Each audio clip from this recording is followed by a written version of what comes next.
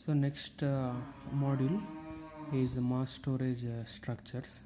So here we will be learning more related to disk storage, its arrangement and disk structures. Okay, so here is a diagram of an hard disk.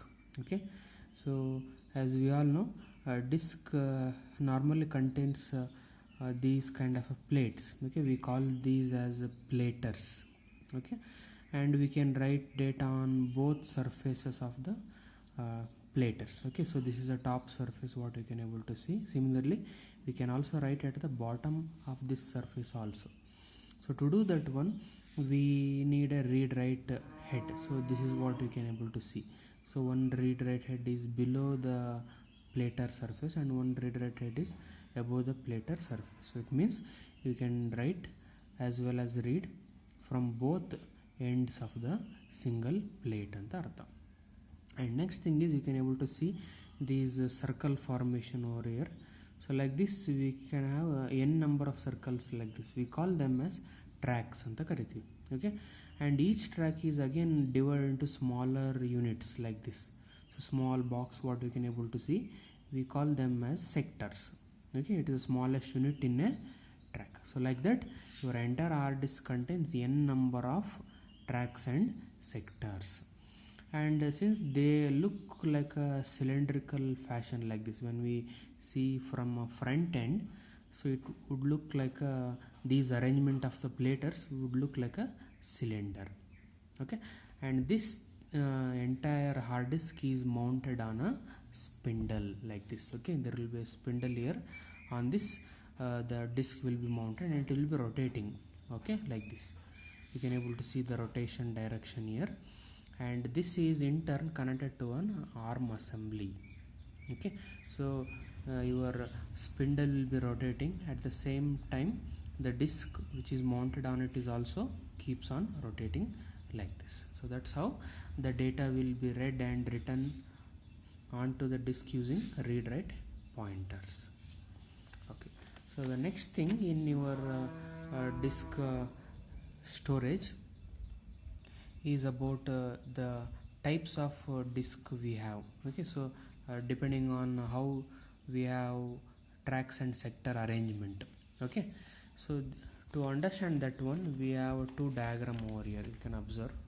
So this is what the arrangement of the tracks and sectors in the disk. So this is called, this type of arrangement where you can see a concentric circles in a disk, we call it as constant angular velocity. Okay, another type of arrangement where you can see the spiral arrangement of the tracks. Okay, so this is called constant linear velocity.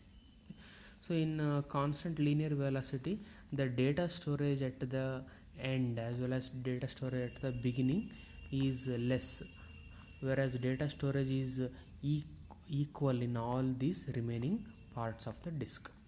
But in constant angular velocity, the data storage is equal throughout the disk structure. So that's what the difference between these two types of arrangements of disk. Okay, so the next thing in your disk structure is about how you are going to attach these to your systems. So there are three ways where you can able to attach the disk to our computer systems. So first one is host attached storage, second one is network attached storage, third one is storage area network. Okay, so in host attached storage what we use the concept of the ports.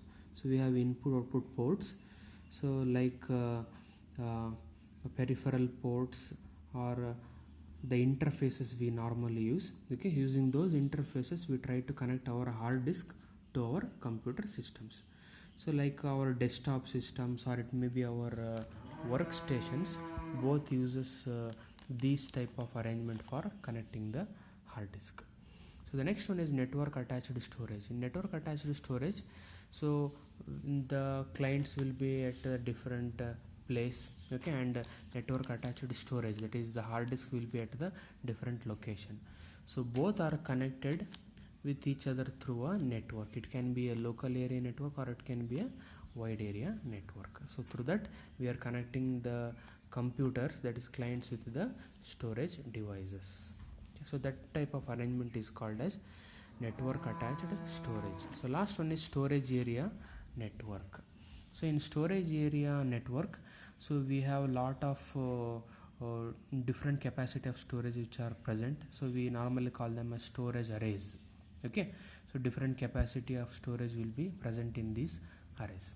Okay, and we have clients and the servers which are requesting for storage of data as well as retrieval of data.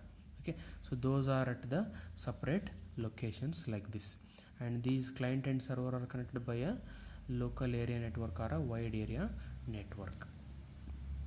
Okay, now when any client wants to access the storage area for storing the data or retrieving the data, it has to send the request from a LAN to a server.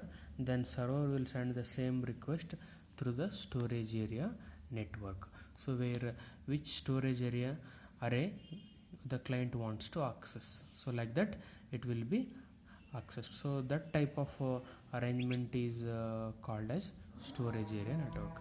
So like this, so there are three different ways in which you can able to access your storage network through your computer system.